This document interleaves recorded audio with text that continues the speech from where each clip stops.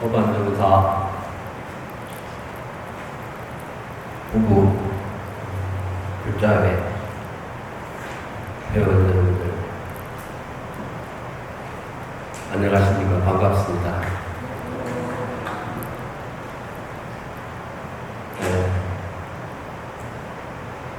박수를 치려면 치는가.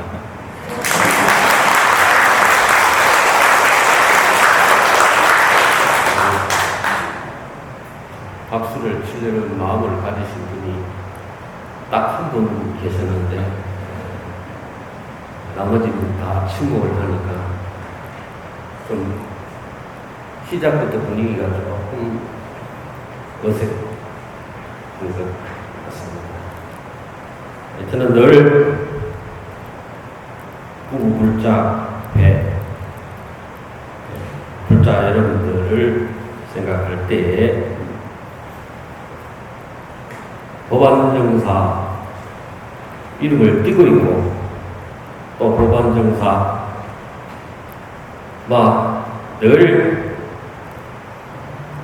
처음부터 호락을 같이 해왔기 때문에 가장 중요한 불자회다라고 이렇게 늘 생각을 하면서 어떻게 하면은 그 불자의 신행 활동이 원활하게 건설적으로 잘 이루어질 수 있을까 라고 하는 생각을 많이 하면서 힘 닿는 한 여러분들에게 많은 대례를 아끼지 않으려고 하는 생각을 늘 가지고 있다라고 하는 부분을 여러분들도 잘 이해를 해 주시길 바라겠고, 더불어서 한편으로는 또 여러분들이 법안정사 부불자회라고 하는 이름을 띄고 있기 때문에 법안정사에 대한 아낌없는 애정과 관심을 가져달라고 하는 말씀을 꼭 드리고 싶고, 앞으로도 좋은 인연을 이어가고 더 개선 발전시켜 나갔으면 하는 바람이 간절합니다.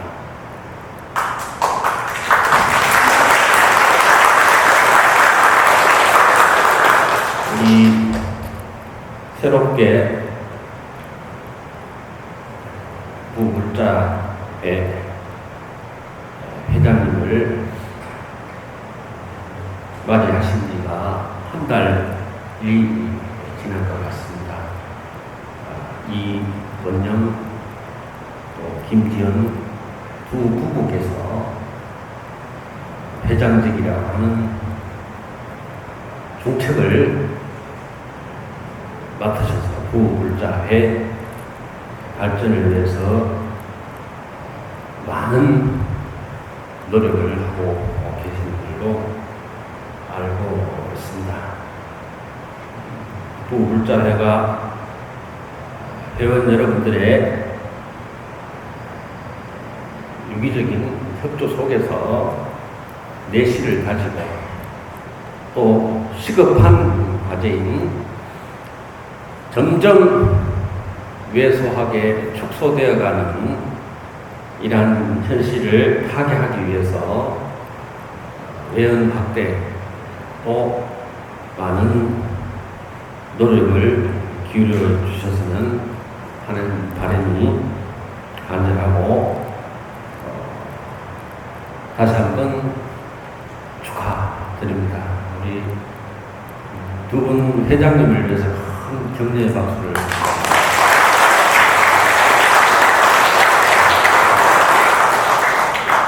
또 회장님 혼자서 열심히 노력한다고 모든 문제가 해결되어진다라고는 보지 않습니다. 회원 여러분들, 또 임원 여러분들이 각자 많은 노력을 해 주셨으면 하는 바람이 간절합니다.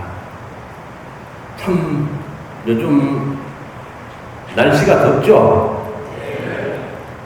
그야말로 혹스라 말이 딱 어울리는 참 견디기 힘든 무더위 여름 날씨인 것 같습니다. 제가 태어나서 이렇게 무더운 여름을 겪는 것이 처음이 아닌가 싶을 정도로 요즘 데프리카라고 하는 말이 유행을 합니다만 서울도 예외는 아닌 것 같습니다. 스프리카 같으네요. 이 더운 날씨에 요즘 무슨 철이죠? 휴가철이죠. 피서철이죠. 산 좋고 물 좋은 선선한 곳에 가서 힐링을 할 수도 있을 텐데 해변 바닷가에서 해수욕을 하면서 참 좋은 시간을 보낼 수 있음에도 불구하고 이 더운 여름에 부울자의 법회에 동참을 해주신 부울자 회원 여러분들을 보면 참 마음이 부원해집니다. 또 한편으로는 숙연해지기까지 합니다. 여러분들 존경합니다. 감사드리고 존경합니다. 요즘 세상이 많이 혼탁해서 어지럽고 혼란스럽고 그렇습니다. 비가 많이 와서 물난리를 겪고 또 이곳저곳에서 바람직하지 못한 현상들이 일어나서 참사라고 하는 그런 용어들이 난무를 하고 또 묻지마 칼부림도 일어나고 참 세상 살기 힘들죠? 진짜 힘들어요? 이 험악한 세상, 용어를 쓰자면은 워라벨이 점점 안 맞는 세상. 여러분들은 워라벨이 균형을 맞추고 있습니까? 어때요? 그렇지 않은 표정이네 보니까. 만족감을 전혀 못 느끼시는구나. 부처님께서 아미타경 말미에 설하시기를 이 사바세계에 현재를 살아가는 우리 중생들의 처지를 이렇게 표현하고 있습니다. 오탁 악세다. 말하자면은 쉽게 표현하자면은 말세다 라고 경전에 말씀을 하셨습니다. 오탁이다라는 것은 5가지가 탁하다, 혼란스럽다, 오염됐다, 타락됐다 하는 말씀입니다. 뭐냐? 겁탁이다. 겁이라고 하는 것은 시대를 의미합니다. 우리 사바세계의 중생이 살아가는 이 시대가 많이 오염되고 타락했다. 그것이 겁탁이고, 그 다음에 견탁이다. 시대가 흐리다 보니 거기에 살아가는 중생들의 각자의 생각이 편견으로 가득 차있다. 각자의 견해가 오염되고 타락되었다.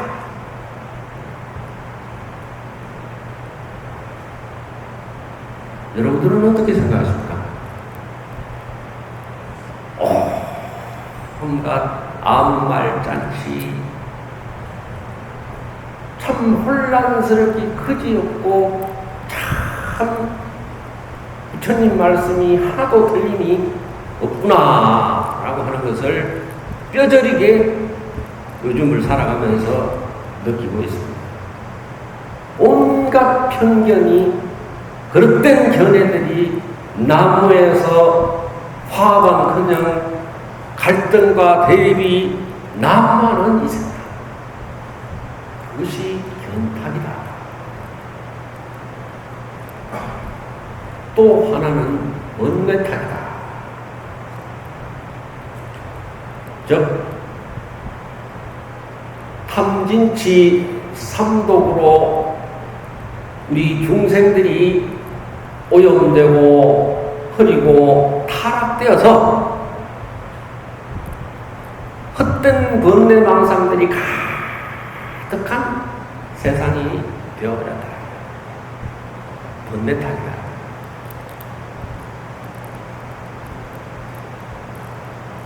또 하나는 명탁이다. 중생탁이다. 그런 환경 속에서 그런 삿된 견해, 번뇌, 망상이 가득 찬 세상에 살아가기 때문에 중생이 오염되고 타락이 됩니다. 마지막으로 명탁은 우리의 삶이, 생활이 그야말로 오염되고 타락된다.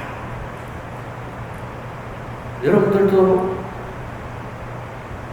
우리의 지금 우리나라에서 벌어지고 있는 이 사회 현상을 보게 되면은 부처님께서 아미타경 말미에 말씀하신 오탁 악세의 말법 시대다 라고 하는 것이 뼈저리게 느껴지고 여러분도 공감하시리라 믿습니다. 그렇기 때문에 우리 불법의 진리가 더 시대적 요구이고 시대적 사명이다.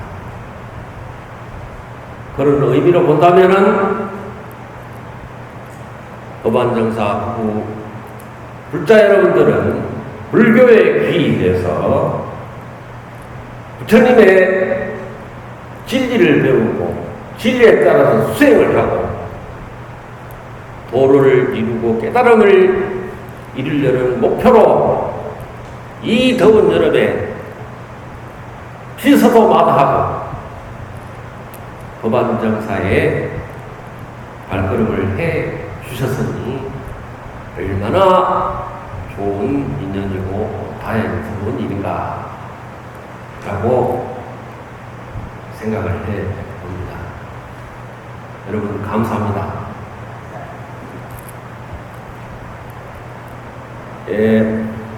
참 하도 시절이 이렇다 보니 저도 늘 안타까운 일들이 사건 사고가 일어날 때마다 불미스러운 일이 일어날 때마다 늘 안타깝고 부처님의 진리처럼 이런 훌륭한 진리가 있음에도 불구하고 서로 공유를 못하고 함께하지 못해서 불행하게 사는 우리 사바세계의 모든 어리석은 범부 중생들의 몇몇 모습들을 보면은 안타깝기 그지없고 밤잠이 오지 않고 제가 살이 속 빠진 것 같죠? 밤낮없이 걱정을 해요. 정말 힘들어요. 왜 저럴까? 왜 저렇게밖에 안 될까? 라고 하는 생각을 많이 해봅니다. 부불자회에서 이 자리에 한 지가 지금 오늘이 세 번째 것 같습니다. 세 번째가요? 네 번째가요? 하도 온갖 고민으로 번뇌망상이 많다 보니까 저도 요즘 깜빡깜빡해요. 머리가 복잡해서 오만 생각을 하다 보니까. 그래서 지난번에는 제가 기억하기로 불교라고 하는 종교의 특징은 불교는 이러이러한 종교다 라고 하는 것에 대해서 설명드린 기억이 납니다만은 여러분들 기억하고 계세요? 고개를 끄덕끄덕 하고 계신 분이 몇 분 안 계신 거 보니까 사회가 어지럽고 혼란스럽다 보니까 오라벨도 안 맞고 그러다 보니까 살림살이에 받고 하다 보니까 깜빡깜빡 있기도 하죠. 저도 그런데 여러분 안 그러겠어요. 불교라고 하는 종교를 여러분들은 인연이 되어서 참 수많은 경전도 접하고 수많은 수행도 접하고 수많은 큰 스님들을 만나서 좋은 법문을 많이 들어서 해박하죠? 아니에요. 아니에요.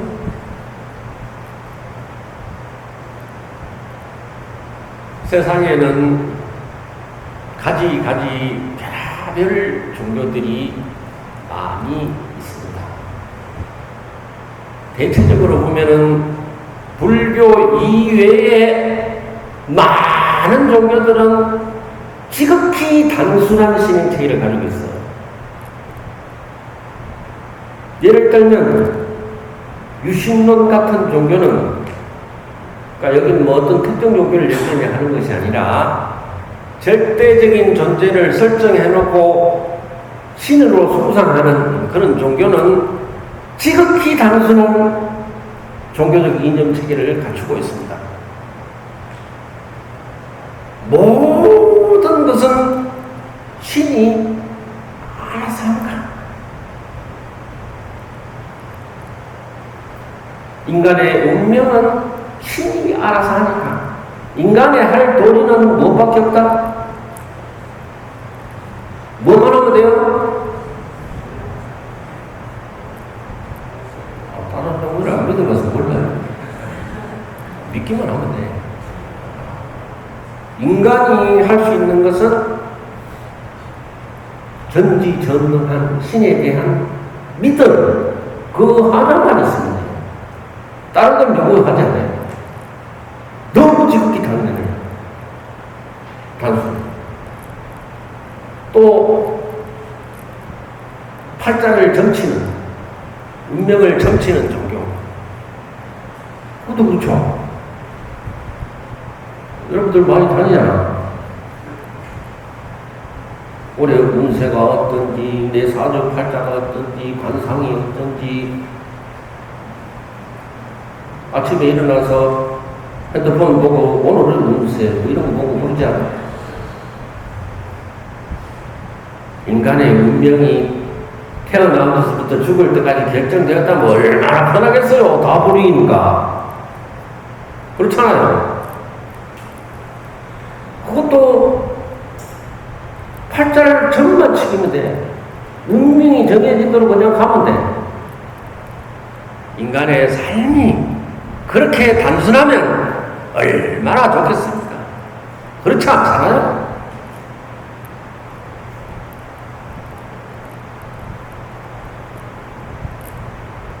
불교는 그런 유심론하고 다릅니다. 운명을 팔자를 사주팔자가 정해져 있다라고 말하는 종교도 아닙니다. 그래서 쉽기도 하고 굉장히 난해하고 까다롭고 어렵기도 한 것이 불교이다. 근데 여러분들 진지하게 불교를 믿으면서 불교와 인연이 돼서 불자로서 내가 불교를 믿어서 지향하는 바가 뭔지 목표가 뭔지 제대로 고민 한번 해봤습니까? 한번 해봤어요? 그냥 불자회라고 하는 모임이 있으니까 그냥 법회에 나가고 뭐 산행을 가면 산행을 가고 운동을 하면 운동을 하고 뭐 그런 걸로 그냥 마는 거예요?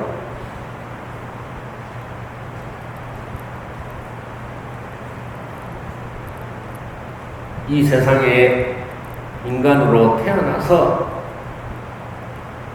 어렵디 어려운 부처의 진리, 불법의 진리와 인연이 되었다라 한다면 불자로서 내가 이 불교를 어떻게 믿고 어떻게 이해하고 어떻게 수행해서 무엇을 이루어야 되겠다라고 하는 뚜렷한 목표, 목적의식이 있어야 되지 않나.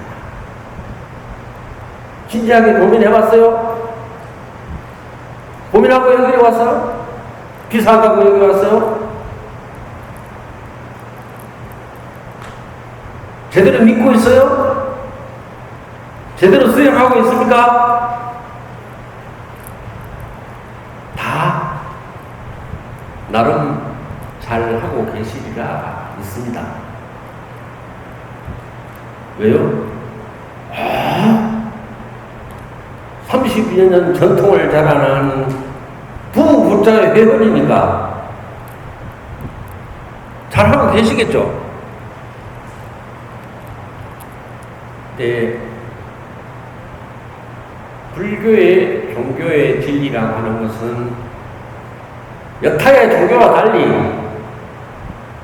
믿으면 되는 것이 아니고 또 정해졌으니 그 순리에 따라가서 살아가면 되는 것이 아니고 내가 스스로 살아가면서 그 문제에 부닥치고 그것이 하나하나 스스로 극복하고 해결해 나가야 되는 것이 불교의 진리의 핵심이다. 여러분들도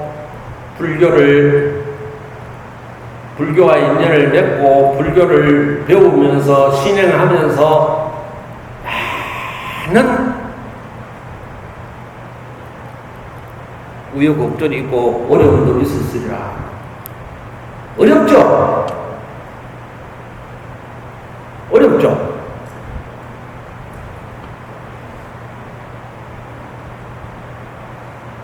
어려워요. 왜? 제대로 된 방법, 제대로 된 원칙을 뚜렷이 확립을 하지 않고 이절에 가면 이절 방식, 저절에 가면 저절 방식, 이 스님 오면 이 스님 방식, 저 스님 오면 저 스님 방식, 경전을 보면 건강경을 보면 건강경을 따라 했다가 환경을 보면 환경을 따라 했다가 갈팡질팡 어느 스님 법문 들으니까 참선이 최고다 하더라. 오로지 깨달음을 이루는 것은 참선밖에 없다. 최고예요. 화두를 참고해서 화두를 타파하면 그것이 깨달음이다. 네가 부처다.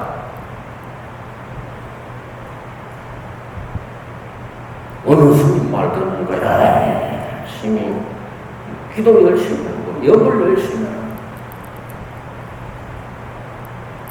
어느 스님 말이니까 건강경이 최고다.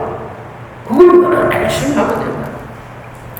딴 거 아무것도 필요 없다. 그러니까 각양각색으로 만나는 사람마다 가는 절마다 이런 답이 뭐야? 답이 없잖아. 여러분들은 뭔 수행을 택하고 있습니까? 어떤 경전을 읽고 어떤 수행 방법을 택해가지고 하고 있습니까?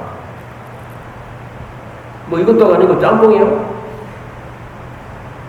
이거 했다가 저거 했다가 다란이도 했다가 건강경도 했다가 천수경도 했다가 관세음보살 불렀다가 아미타불 불렀다가 지장보살 불렀다가 불교가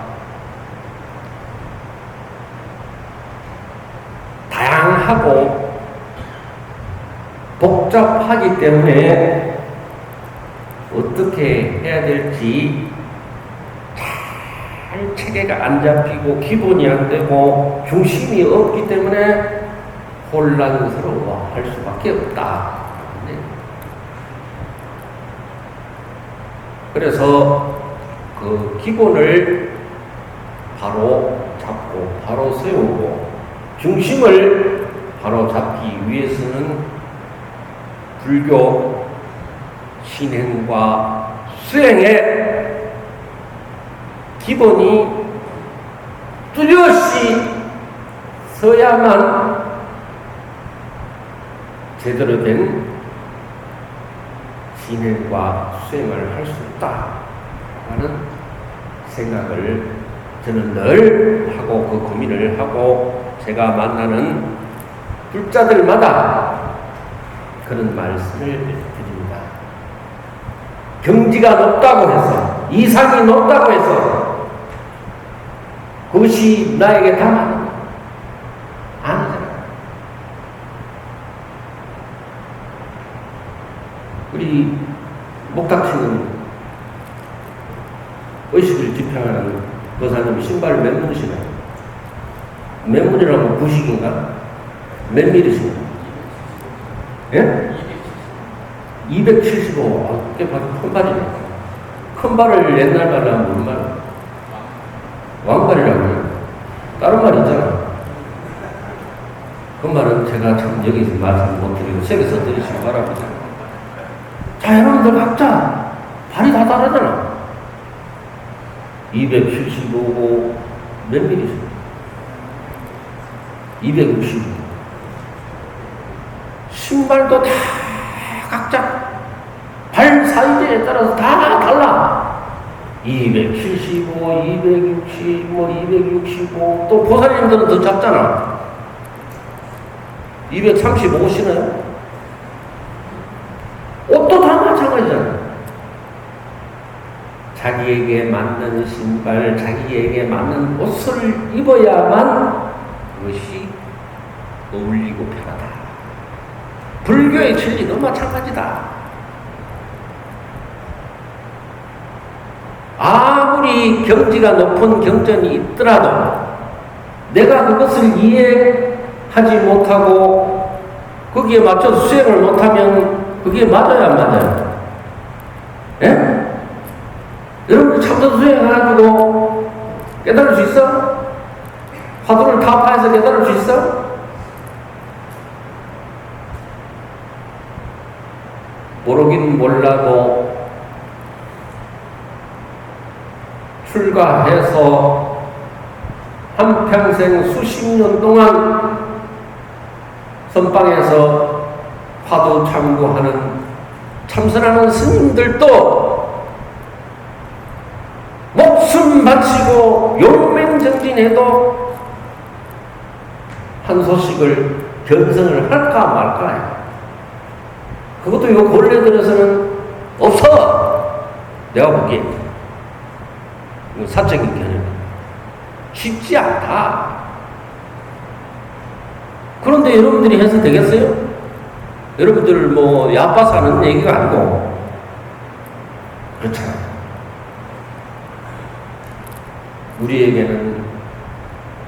우리에게 맞는, 각자에게 맞는 수행이, 진행이 있다. 그것을 무엇으로 제가 말씀드린, 즉 불교 신행과 수행의 기본, 정석이라는 표현은 수학의 정석도 아니고 영어의 정석도 아니고 그냥 제가 한번 붙여봐서 강조하기 위해서 우리는 가장 불교 진리를 이해하고 수행을 하려고 할 때, 선택할 때에 염두에 둬야 될 것은 부처님은 과연 이 대목, 이 장면에서 어떤 말씀을 하셨을까? 부처님이 보리수 아래에서 위대한 성도를 이루셨습니다. 그 기쁨은, 그 희열은 잠시 금방 어두운 그림자가 드리워졌습니다.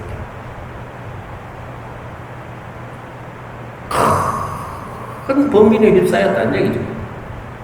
본인이 그 누구도 깨닫지 못한 위대한 깨달음과 성도를 이뤘음에도 불구하고 그 기쁨은 잠시 금방 범민에 빠졌다. 왜 그랬을까요? 이 내가 깨달은 진리는 너무나 위대하고 좋은데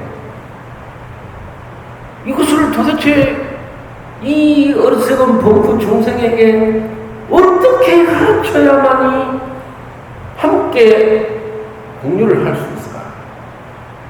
답이 없는 거예요.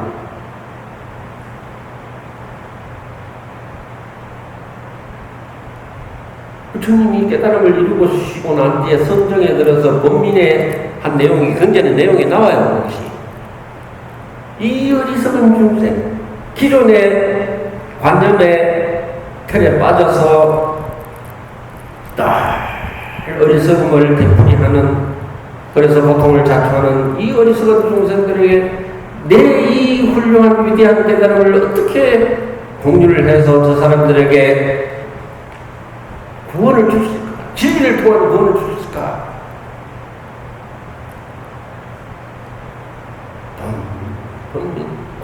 고민하다가 내놓은 답이 바로 여러분들 자료에 나와 있습니까? 뭐라고 했어? 제대로 낸 거예요?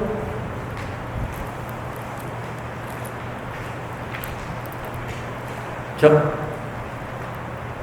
부처님의 교화, 방도.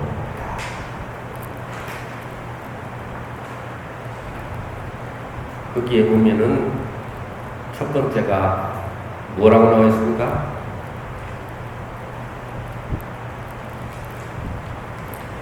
부처님이 본민 끝에 내놓은 방법이 뭐냐? 부처님의 교화 방도이다. 이것이 바로 여러분들이 불교를 접할 때 신행의 기본이요 수행의 기본으로 삼아야 된다. 즉 부처님의 수많은 가르침은 어떻게 해서 존재하느냐? 즉 대기설법이기 때문에 많은 경전이 존재하고 많은 수행이 존재한다.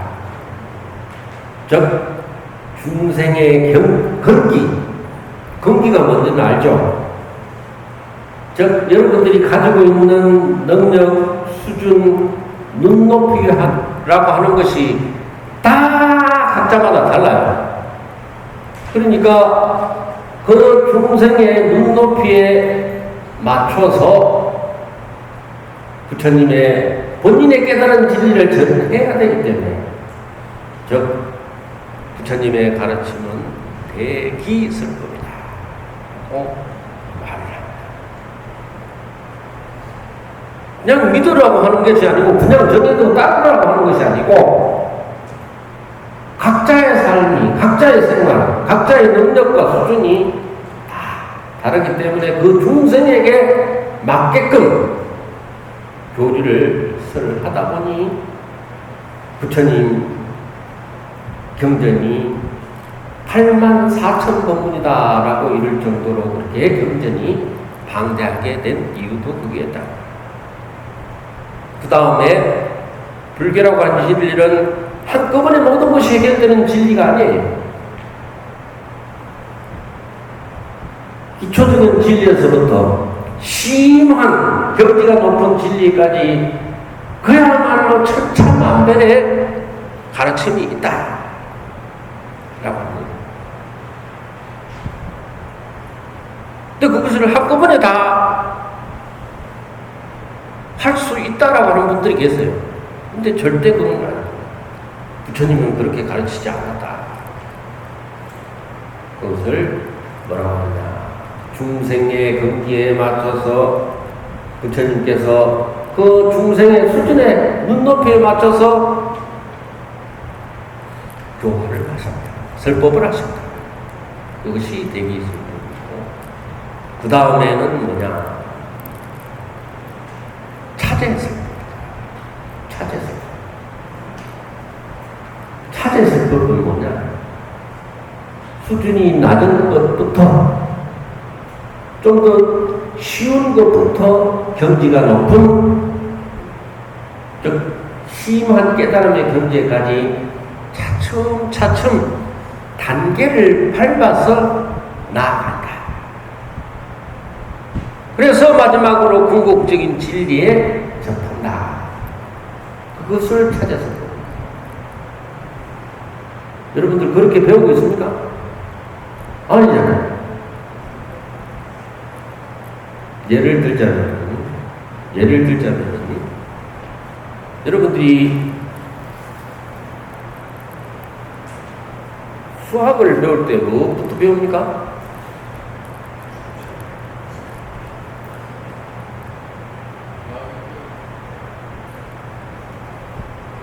영재예요.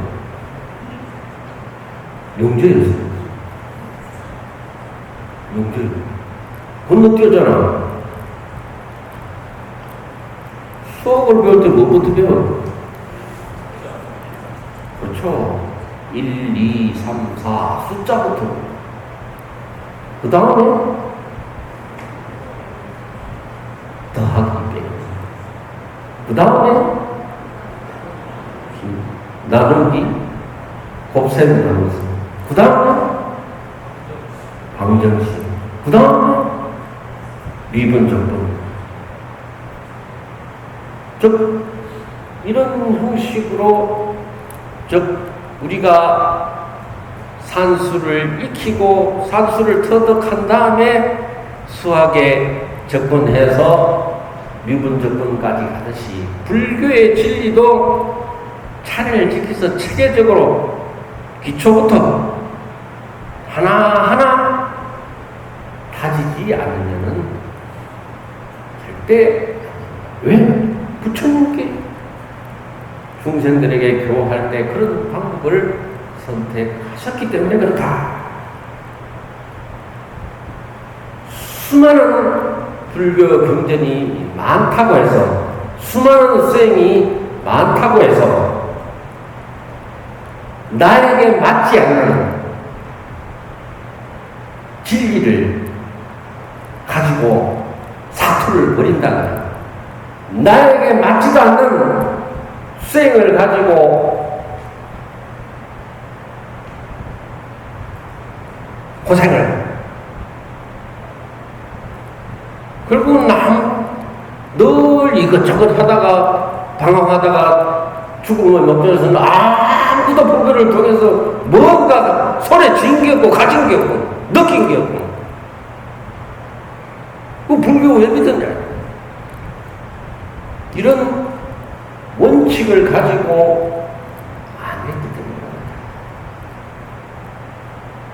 여러분들이 앞으로 지금까지도 많은 세월 동안 불교와 인연을 맺어서 불법의 진리를 배우고 익히고 열심히 수행해 왔지만 이런 체계로 해 오지 않았다면 다시 한번 새로 리스트 새 출발을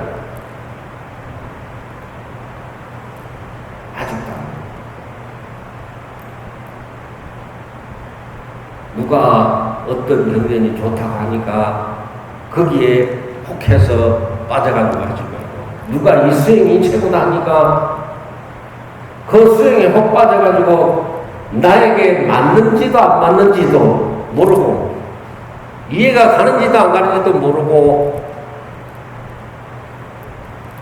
흉내만 내는 그러한 실속 없는 불교 신행과 수행은 자, 무용지물이다.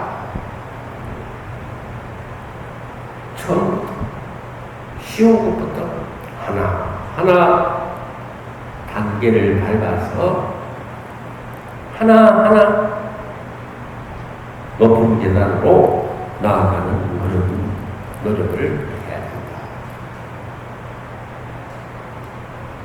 아시겠어요? 건강생이 좋다고 건강경 할래요? 맞아? 이렇게 이해가 가? 이해 본다고? 경지가 엄청 높네. 수업 경지네. 나보다 낫네. 아무리 봐도 모르겠네.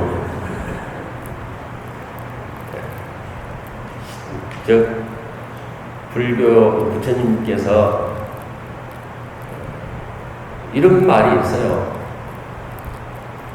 여러분들도 익히 많이 들어봐서 귀에 익숙한 단어라. 불교란 무엇일까? 라고 물으니 제악 막작이요 중선공이요 자정지심하니 시제 불교입니다. 많이 들어봤죠? 이것이 불교이다. 너무 쉽잖아. 그것이 불교예요. 그것이 그 불교의 출발점이야.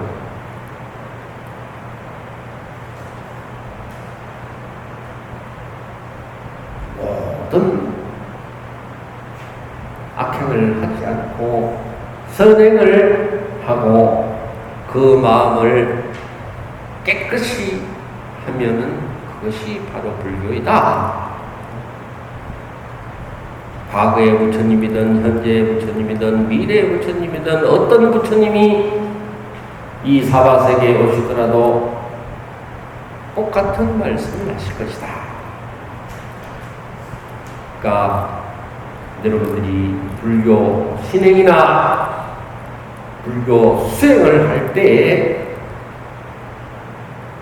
어설프게 섣불리 누가 좋다고 하더라 라고 하니 이것저것 흉내내서 모방하지 마시고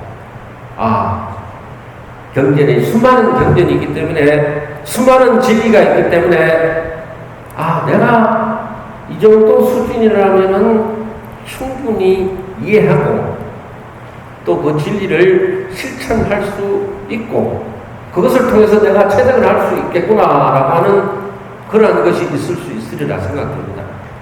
왜? 불교는 아주 쉬운 것부터 아주 높은 단계인 궁극적인 깨달음의 진리까지 천차만별 84,000 법문이 존재하고 84,000 수행이 있기 때문에 그렇게 내 발에 맞는 신발을 신듯이, 내 옷에 맞는 옷을 입듯이, 여러분들도 불교 진리나 불교 수행을 선택해서 할 때에 내가 충분히 소화 가능한 것부터 하나하나 나아야 한다. 이런 말씀을 꼭 드리고 싶습니다. 앞으로 여러분들이 불교와 인연을 맺고 꾸준히 불자라서 수행과 실천을 해 나감에 있어서 다른 데서 답을 찾지 말고 부처님이 깨달음을 이루시고 난 뒤에 우리 중생들에게 어떤 방법으로 교화를 하셨느냐, 그것을 원칙으로 삼아서 여러분들이 불교와 인연을 더 깊게 이어나가시기를 바란다. 이 말씀을 꼭 드리고 싶습니다. 잘 이해하셨어요? 부처님께서는 우리 어리석은 범부 중생을 위해서 깊은 범민 끝에 내놓은 답이 뭐라고 했죠? 불자들이 나의 진리를 접하고 그것을 선택해서 수행할 때 어떻게 하는 것이에요?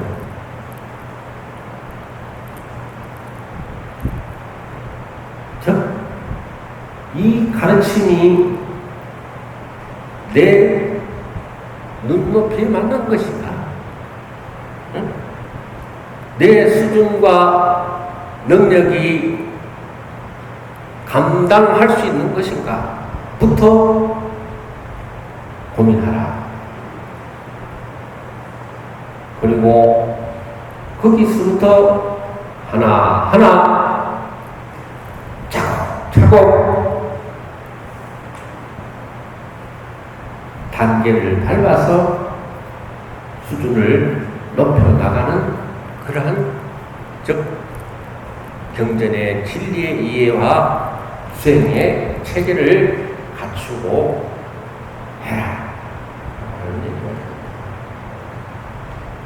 굳이 말씀드린다면 즉 부처님이 여러분들 부처님 생애 보셨어요? 예? 거기에 보면은 부처님이 깨달음을 얻고 응? 교화를 할 때 내용들 무엇을 가지고 응?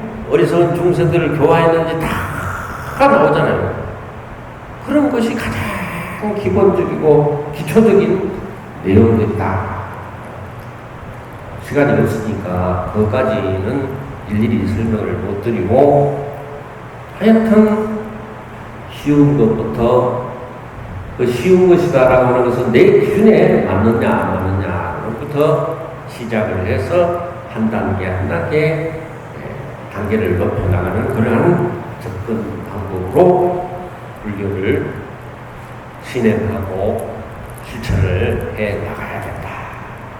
깨달음이라고 하는 것이 금방 이루어지는 것이 것처럼 착각한다. 그런 환상에 빠지면은 큰 오류를 범하게 된다. 내 몸에 맞는 것부터 하나하나 실천해 나가시기를 바랍니다.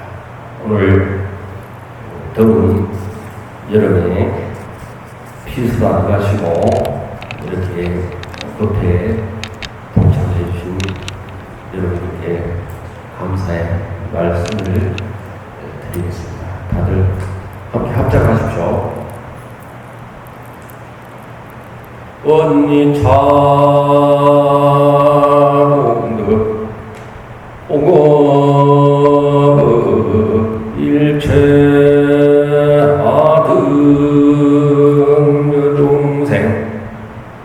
항생